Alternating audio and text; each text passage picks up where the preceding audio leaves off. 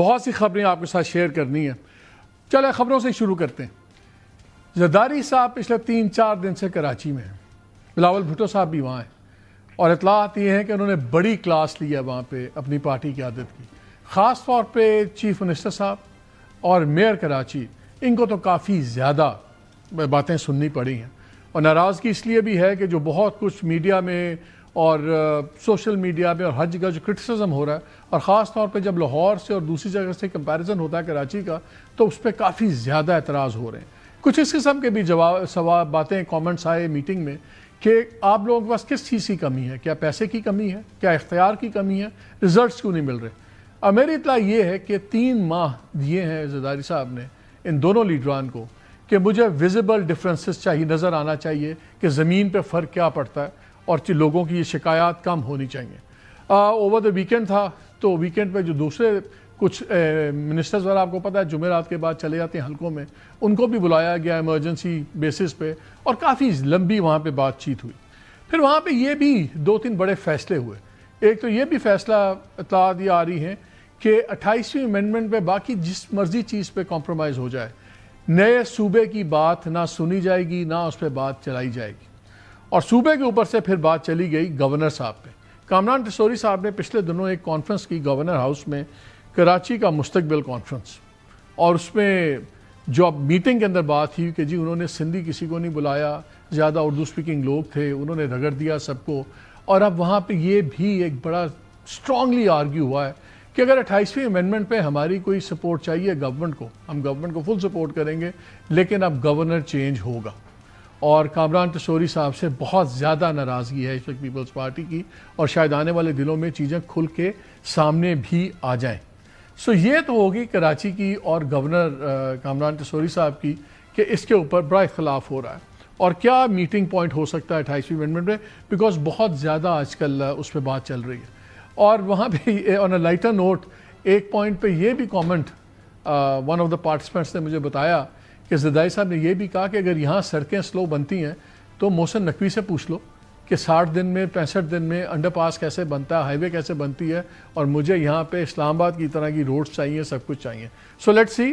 کراچی کے لیے اچھی خبر ہے کہ اگلے 60 دنوں میں 90 دنوں میں کیا وہاں پہ ویزیبل کام نظر آئے گا، واٹ ایور وہ دیکھتے ہیں. اس کے بعد ذرا بات کر لیں افغانستان میں جو ہوا ہے. یہ ہم نے آپ کو بتایا بھی تھا، اور خواجہ آصف صاحب میرے شو میں آئے تھے فیبرری کے اندر، اور ذرا سنیں ان سے کیا بات ہوئی تھی، بیکاز میری اطلاع یہ تھی کہ یہ فیصلہ ہو گیا ہے کہ افغانستان کے اندر ہٹ کریں گے. خبر جو میں آپ سے شیئر یہ کر رہا ہوں وہ یہ ہے کہ یہ بھی فیصلہ ہو گیا کہ یہ اب جو حملہ ہوا ہے افغانستان کے اندر، جو 7 ٹھکانوں پہ 80 سے زیادہ دہشت گرد مارے گئے ہیں، یہ first in many more similar things to come. یہ معاملہ بھی شروع ہوا ہے، یہ ابتدا ہے، انتہا نہیں ہے. لیکن سنیے ڈیفنس منسٹر خواجہ آصف نے کیا کہا تھا.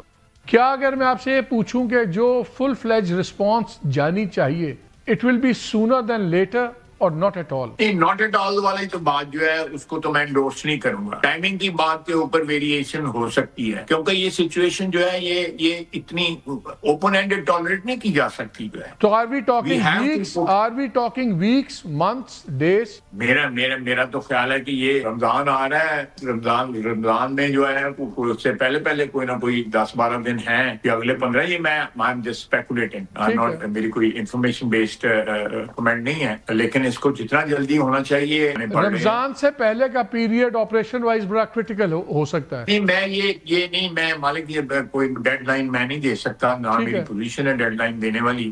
لیکن میں یہ کہوں گا جتنی جلدی ہو سکے ہمیں اب جو اس کا کوئی نہ کوئی رسپانس جو ہے دینا پڑے گا. یہ انڈرسٹینڈیبل بات تھی کہ وہ اسپیسیفک ڈیٹس نہیں دے سکتے تھے، لیکن NDRO نے صاف دے دیا تھا کہ کیا ہوگا، کس طرح ہوگا. In the mean time over the weekend planning commission نے ایک رپورٹ دی ہے، بڑی ہی الارمنگ رپورٹ ہے، اور یہ سرکاری فگرز ہیں، یہ ابھی کم بتائے گئے ہیں. مثلا اس میں ان امپلائمنٹ ریٹ جو بتائی گئی ہے 7.2% ان امپلائمنٹ ہے، جو اس سے کوئی 3 گنا زیادہ ہے جتنے اکانومسٹ ہیں دوسرے. لیکن 3-4 بڑی باتیں ہیں جو شیئر کرنی ہے آپ سے، بڑی ضرورت ہے.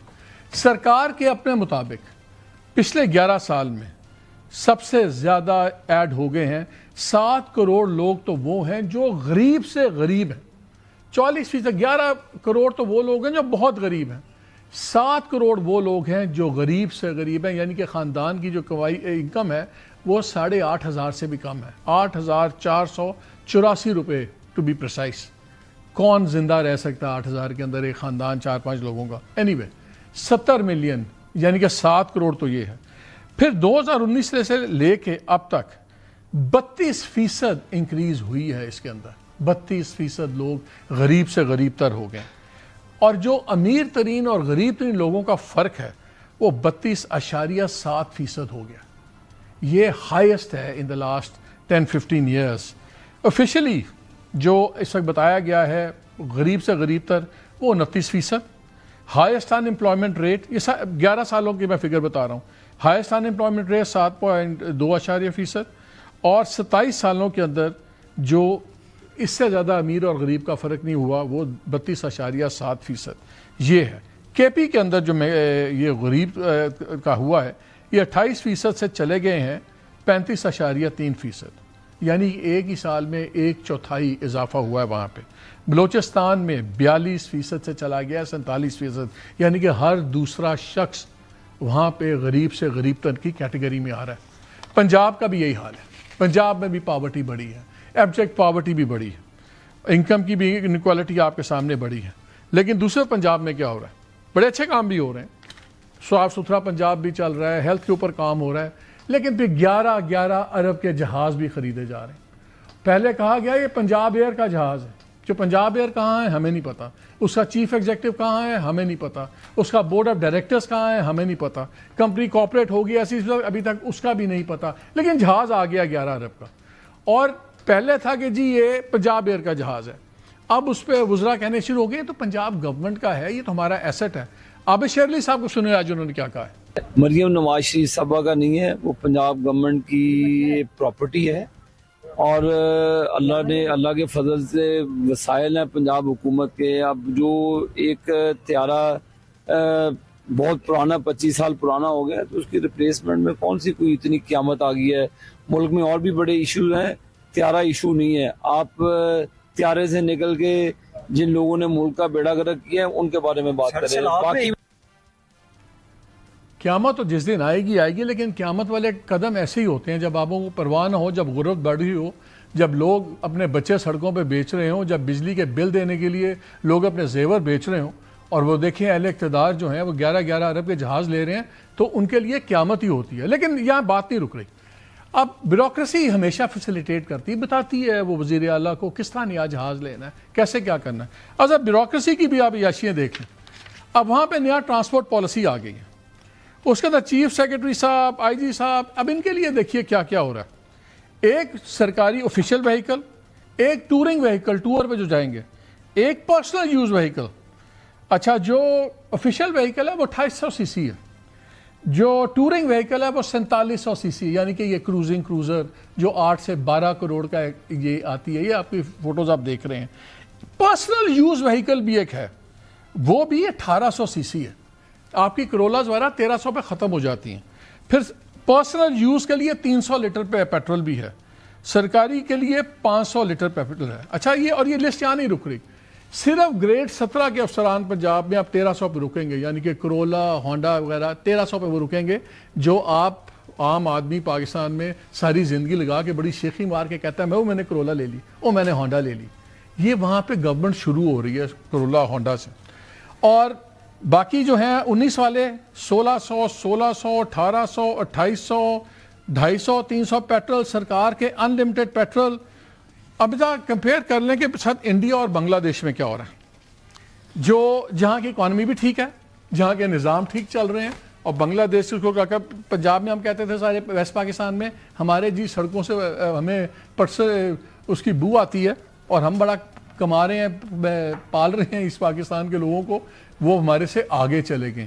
اب وہاں پہ دیکھ لیں، انڈیا میں ہمارے سے 5 گنا بڑی اکانومی ہے، ہمارے سے بہت بڑی بیوروکریسی ہے، ان کی ایفیشنسی آپ کے سامنے ہے۔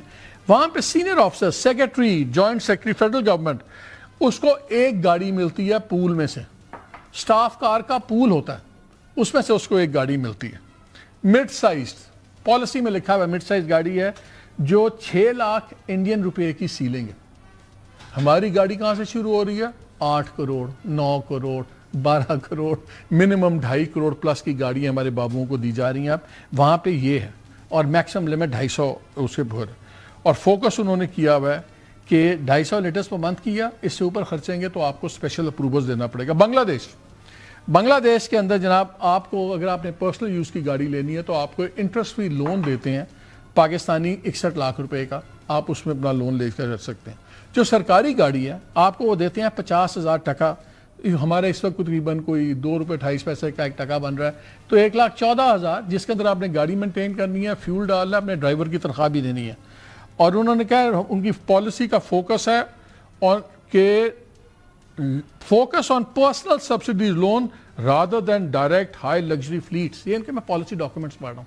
हमारे यहाँ लग्जरी है, ऐसे लगता है ये जो आज फैसिलिटीज़ मिल रही हैं पंजाब में, ये इंग्लैंड में नहीं है, ये यूएस में नहीं है, किसी यूरोपियन मुल्क में नहीं है, इवन कंट्रीज लाइक जिनके मिजाज हमारे से मिलते हैं, टर्की वगैरह, वहाँ भी नहीं है। सो bureaucracy is having a field day, CM and everybody is having a field day.